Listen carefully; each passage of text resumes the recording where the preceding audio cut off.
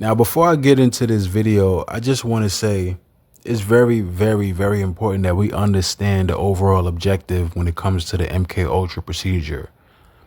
Like, why is it that these celebrities, most of these celebrities are put on the programming, and the programming is something that is extensive, going all the way back to the CIA. And when I say extensive, I'm just talking about, the procedure in itself, the electroshock treatment, the drugs, you know, the sleep deprivation. Why is it so much that they have to undergo? It's because what that does is split the ultras up in the mind. Most of these celebrities, whether you believe this or not, they go into altars, and sometimes it goes over people's heads. Like, you're going to see a video like this, and Freaky Zeke, he's going to do something really, really weird. Now, Freaky Zeke is known to be a little crazy and wild. He's like the hype man of Dipset. But this was just a little odd. It kind of reminded me of certain celebrities who go into their little altar where they have this little glitch and they disassociate. But then there's a trigger that brings them right back, and they come back as if they weren't in any sort of like trance or any sort of altar. That's how the mind control operation works. It's so crazy. And I want to say this, like, certain people can't see what I see, and that's okay. But based off of my understanding and a lot of brothers' understanding, we know what we're talking about. We know what we see because we have a certain level of understanding that's higher than the average person. I'm not just saying that to be braggadocious or presumptuous. I know this for a fact because I know what the Most High blessed me with, as well as other brothers. So it's just one of those things where, we might be cast out. Somebody may put us in a box where they say, oh, you're weird or this and that, but we know what it is. It's those people that's weird, the ones who are ignorant, the sheep. Those are the weird ones. Everything is upside down, so the righteous is going to be the ones that's looked at as weird. It's going to be a negative connotation on us, so on and so forth. But the wicked, those are the ones that's going to be looked at as common sense, and they know what they talk about, they know what they see, so on and so forth. But, when it comes to this group think herd mentality, those are always the ones that's lost, always. And the reason why I'm saying that is because I know some people are going to say, oh, you reaching this and that. Listen, man, just take a look at this video and really, really pay attention and look at this with a spiritual eye. Look at this with a knowledgeable eye, just in terms of your understanding in context with MK Ultra procedures, the mind control element, all that under the same umbrella, so on and so forth. Road manager, whatever else need to be done. Family, it's my cousin. It's all family right here. That's basically what you're gonna see when you see me. You love it. My man right here. Jim Jones. What's poppin'? I do it all. You see me with my man, that's my partner. Prime it out, dime it out. Right now we about to puff on some haze. Simple. Lightness is what we call it, really though. Right. So Cam, man, we ain't seen you in a minute. What you been into? Chilling, just working on my shit, you know what I'm saying? Trying to get it right. That's basically it, you know what I mean? I switched over labels, I'm on Epic now, so I just getting familiar with everybody up there. So it was kind of a hard transition because they had to learn me, I had to learn them, and right now everybody's on the same page, so everything going smooth now, but it took a few months to get it together, you know? So at this point you don't have any more ties to entertainment? I mean, entertainment is still a part of this album because they're going to be knowing this album, but after this album, nah, I ain't got nothing else to do. I'm saying, like, the end of this album, too, I just worked by myself. We worked on about a few joints at the beginning together, and then they breached their contract with Epic. Like, I just got caught up in the middle, you know what I mean? Whether I wanted to go to Epic or not, I had to because in the contract, if anything ever happened with entertainment, Epic distributed entertainment, so I would have to go straight to Epic. What about the change from one to Epic? That's what I was just telling you. That's what I was just telling you that it was beyond my control, you know what I'm saying? It was like a situation where it was some contract shit, but to make a long story short, some contract shit between and Epic went down, and the contract, it says if anything ever happen, if they ever drop Entertainment, I have to go straight to Epic. I grossed Epic about $9 million, so they wasn't trying to let me go unless somebody wanted to pay $9 million, and nobody was going to do that, you know what I mean? So the simple fact boils down to, I just got caught up in the middle of it. There wasn't no disagreement between or nothing. That was just I'm the artist, I got caught up in the middle because of the contract. See, Freaky Zeke, he looked like he was like demon possessed. Now, one would say, oh, he was joking, just fooling around, but certain people, they don't joke like that to that extent where it almost looks like that person is in a trance, like he was possessed by a demon. But knowing what I know about, the Monarch programming, the mind control element going back to the CIA, it's always something that, it's easy to tell. It's more conspicuous.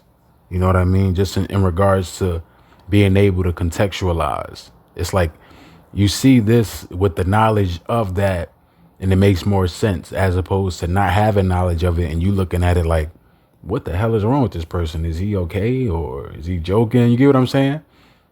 You can come to a better conclusion if you're able to contextualize and you understand. It just is what it is. You see this a lot. It's a reoccurring theme. It shows itself. It's just like with the imagery, the esoteric imagery, going back to Luciferianism and the pagan gods and, the one eye, right? Like we continue to see it. We constantly see it. It's not like it's over here, then it's over here. No, we see it. It's a reoccurring thing. This is how you know that, we got to keep our antennas up when it comes to this knowledge, because they're not going away. They're going to continue to push this stuff. Now, this is from back then, but it's always good to go and dig in the crates a little bit, because when we was younger, we wasn't aware of these things. We wasn't privy to this knowledge. So, a younger me probably looked at this like, okay, this dude right here with the white shirt is just kind of bugged out, or he playing around, or he just, he probably got Tourette syndrome or something. I don't know. Like, but when you get older and you put two and two together, it makes more sense, especially if you understand the entertainment industry. If you understand Camron and his rise, like Bloodshed, he had a best friend named Bloodshed that was a sacrifice. Bloodshed, like it's come on, bro, it's plain. The names give it away. That's what is known as a nomen omen. That's a name sign. Like he was destined to shed blood, literally. His death was by way of shedding blood for Camron. Come on. And Big L. Caught up in the middle because of the politics right there. A lot of cats on the street wasn't, didn't understand the politics of on losing his deal. Like, Yeah. Oh, Aisha, it wasn't nothing to do with me, you know what I mean? That had something to do with they contract. I ain't have a choice in that, you know what I mean? I had to go there whether I wanted to or not. Nobody was ready to pay $9 million for me to get off the label. Yeah. All right. So what you doing on this album different that you know what I'm saying, didn't do on the first? I mean, this album is more just straight up, I'ma do me, man, you know what I'm saying? Last album I did me, but it was like, I started thinking I gotta please so many people. This album is like, I'ma do what's gonna make me happy. I mean, it's hot at the same time, because I get everybody advice. I ask, it ain't like I'm selfish like that, but it's straight me, you know what I'm saying? It's straight kid. See, Cam is talking about his last album under Entertainment, which was SDE, Sports, Drugs, and Entertainment. But this one was his debut album on Epic Records. And, this was the entrance. You have to push Luciferianism. As you guys can see in his right hand, the Manu Carnuto, the devil horns, or whatever you want to call it, the horns, for Baal or what have you. That's what it represents. Baal, also is in reference to the bull, because he's the bull god, Baal. Also, the Chicago Bulls with the colors, red, black, and white, that represents Baal. Also, Baal going into Lucifer is the reason why Michael Jordan, was on the team. Michael Jordan representing the prince of the power of the air, Air Jordan. Shout out to the brother COJ, he broke that down, and it was something that was just like crazy to me. and I wanted to like cover it myself and do more research on it, just when it comes to just matching up certain things. But yeah, man, this is basis cover right here, letting you know. And the orange or the yellow element is always something that they're gonna push. That's always gonna be like one of the main colors they're gonna push. Orange, yellow, black, blue, red. They're always gonna push those colors because it goes into the esoteric understanding of alchemy, Luciferianism, fire and ice, all these different elements of Luciferianism or esotericism. You see right here, once again, Mr. Camron, Confessions of Fire. You know, that's a play on pretty much letting you know that he's of the craft. He's of the alignment. Confessions of Fire. What is the fire? You know, it kind of reminds me of Alicia Keys' song, This Girl Is on Fire. Kendrick Lamar, I got the fire burning in me from within. The fire represents enlightenment. Camron, when he first put this album out, represented his entrance. You know, he's on a pathway. And, you know, he's at the level that he's at because of his willingness to push Luciferian ideologies. It just is what it is, or Luciferian imagery. And some ideologies too, as well as, like I said, his alignment, you know, the sacrifices that occur just when it comes to people that's associated with him, his girlfriend, his mother, so on and so forth. As you can see right there, that's Bloodshed with the green shirt on and the cap. That's Bloodshed, Camron's cousin who passed away.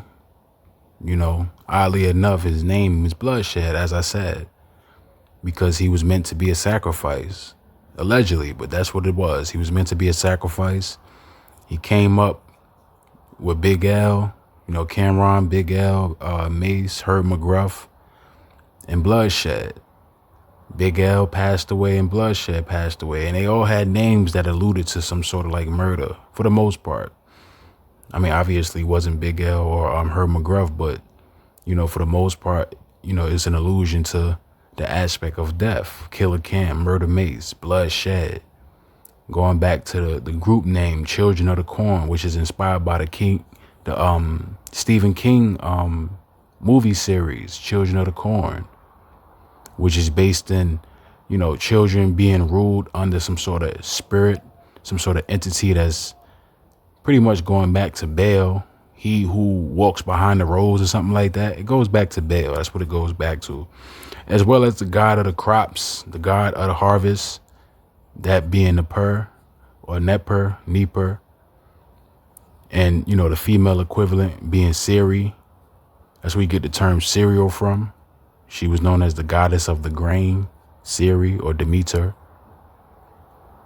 But what you see on the screen is just something I wanted to, I guess, talk over, just to provide some context in regards to what I'm going into when it comes to Children of the Corn or Camron and these connections. Like, this video was just made on the fly. I just happened to watch something and I was like, hey, let me cover this. So, you know, just one of those things where it's just like a spur of the moment type of thing.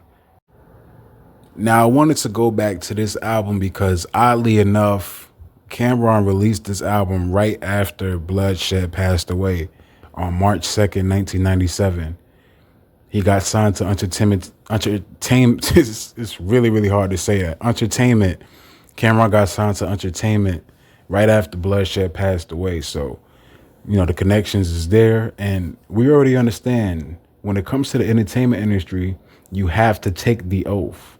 And you have to get rid of someone that is close to you. You continue to see this. We see this all the time. With Griselda, the person that was close to Griselda, the whole Griselda crew, was DJ Shay. With Kendrick Lamar and the whole TDE, the person that was close to them was Lori Joe, as well as Kendrick Lamar's crew. When it comes to, I forget their names, but it was two of Kendrick Lamar's people that passed away. He mentioned it in the song. It was early on in his years, and he released To Pimp a Butterfly after that because it was a sacrifice. And always pay attention to when albums are released when it comes to like how, you know, the timing is. This album released right after Bloodshed passes away. Another album may release after a certain artist. You'll always see it. Graduation with Kanye West and his mom. Well, Graduation was before his mom passed away. I think he put out 808s and Heartbreak after his mom passed away. But she was a sacrifice, and even he said it. He even said it. You have to get rid of someone. You have to sacrifice someone that's close to you. You have to. If you want to, if you want to reach the heights. And Camron, he was able to reach the heights because of his willingness to obey and, partake into the rituals. And it's obvious because it's not just about the talent. It's not just about how much records you sell. It's also about what you're willing to do behind the scenes, esoterically, spiritually, just on the left hand. It is what it is, and it's the truth. It's the truth. You always got to consider the things that you don't see. Like, look at Snoop Dogg. Why is he so relevant? Because of his willingness to partake and, push the occult. The man got off a murder case because he's a Mason. He's a Mason, just like Camron is a Mason, just like Joel Santana is a Mason, just like Jim Jones is a Mason. And why is his name Jim Jones, right? You have to understand there's more than meets the eye when it comes to these celebrities, when it comes to these people that's in your face, that they feed to you. And they try to normalize them with the whole YouTube, like the advent of YouTube and live streams and whatnot. They try to normalize celebrities and make them seem as if they're like the average person. So people won't look at them or with any suspicion, But it's important for us to understand when you sign that contract, you're not just a regular person. You're not a regular person on the street. It just can't happen like that. You have to compromise yourself, whether it be sexually or, ritualistically. And the sex part can be ritualistic as well, but ritualistic meaning the sacrifices and the promotion of the imagery. Even when you see images where a rapper may cover his mouth, like West Side Gun, he does this a lot because that represents the keeping of the secrets. That represents the keeping of the secrets. And speaking of that, let me give you an example of it. As you can see right here, Camron, he got on the shirt with a skull, the half side of the face of the skull on the right side, representing Heru or Horus, the eye of Horus, right? It's like, he's half dead. And the cap with the bull on it representing Baal. Most of these celebrities, when they wear a bull's hat, it's not just for fashion. It's really to represent Baal, believe it or not. That's what it is. It's really to represent Baal. It's kind of like a requisite, But I wanted to get this image to segue into the next image, going to my point about, covering their mouth, holding the secrets.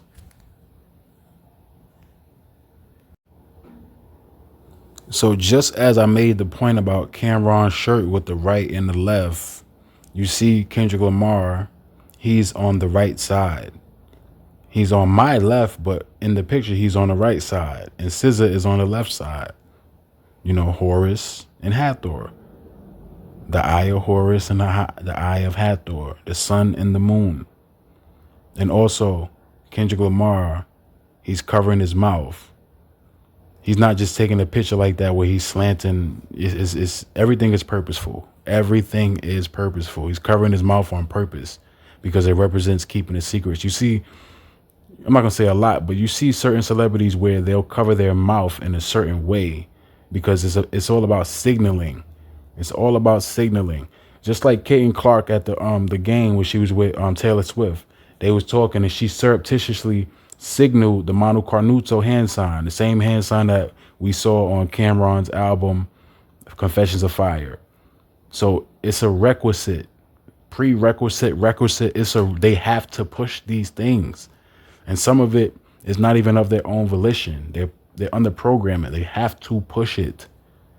And I see these things. I don't know if you guys see it, but I constantly see these things. This is why I know what I'm talking about. I'm not just saying this.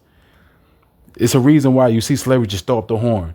And sometimes, you could tell that when they get in front of the crowd, it's one of those things where it's an altar that triggers them to throw it up because I always see them do it in a way where you could tell it's like robotic. It's not even like they're doing it themselves. Now, sometimes you can see that they're doing it themselves, but they do it in a sly way where it's a signal. Like they try to make it seem like they pointing, but they're not really pointing. Same thing that Jay-Z did years ago at a basketball game where they put them on the camera because they know that they're on camera. So when they know that they're on camera, it's their way of signaling. They signal to the people in the know what they're aligned with when it comes to, you know, the esoteric, the Luciferianism, the Masonic elements, so on and so forth. The quote unquote witchcraft. That's what it is.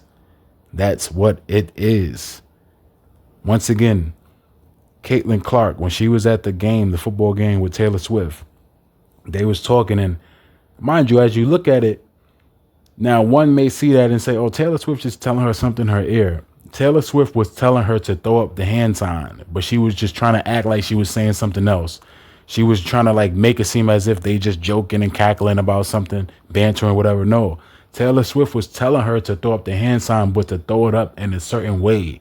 She's training her. That's what that's about. That's why these people like Taylor Swift, she's deep in the game. So she's one of those queens, quote unquote. It's like, you know, the male version of, you know, apprenticeship and master. You know, Caitlin Clark is being put through the paces. She's being taught, you know, that's what it's about. And I know this because I follow it. Like even with Griselda, like I follow their rise. I follow, you know, them coming in the game and where they at now. I've started to really see their Luciferian energy show after DJ Shay passed away. You see Conway the Machine, he come out on the stage and he throws up the Manu Carnuto hand sign, but he does it in a way where you could tell that it's robotic. Like that's how you know that they're put under programming, like they're programmed to do that. And it seems like I said, it seems like it's a trigger for them when they see the crowd, you know. Believe it or not, these celebrities are flesh and blood robots. That's what the fuck they are. And in these last days, a person like me, I can see it because I'm humble enough to say this. I'm not bragging. I'm not being like the Most High blessed me, man. And I'm sure you brothers can attest to this. If you guys cannot see what's going on out here, you gotta do some work, man. You gotta do some work. It's not even hard. It's not even hard. But then again, it's like, you know, some of us, you know, we're blessed with different type of gifts, you know. And the reason why I'm emphasizing this is because, yo, like it's here, it's plain. These things constantly occur. It's a reoccurring theme of what they convey to us. It is what it is. Even with the black and white, you know, it's black and white here because the Masonic element. Kendrick Lamar is a 33rd degree Mason. He is. That's why he keeps calling himself a god, Elohim and all this stuff. He's a 33rd degree Rosicrucian Mason. That's what he is. And SZA, she's way out there. She's far gone. She bugged the hell out. Talented, but bugged out, you know? But yeah, man, I just wanted to go into this. You know, I just made this video on the fly. And, you know, as I'm talking, it's just certain things that's allowing me to bring up other images because of just how it's just coming into my head. So, yeah, man, just made this video on the fly. Thank you all. God bless. And I got more videos coming definitely in production. So stay tuned for those as well. Shalom.